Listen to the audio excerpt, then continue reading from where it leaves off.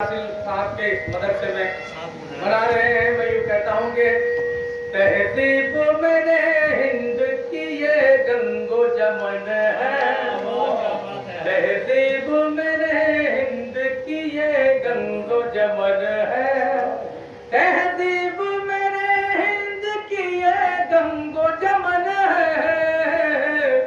ये मेरा वतन मेरा वतन मेरा वतन है, ये मेरा वतन मेरा वतन मेरा वतन है। हिंदू को मुसलमान यहाँ कहता है भाई, हिंदू को मुसलमान यहाँ कहता है भाई। रहते हैं सभी मिलके यहाँ सिख ईसाई, जिंदा यहाँ बरसों से मोहब्बत का चलन है। ये इनका वतन उनका वतन सबका वतन है।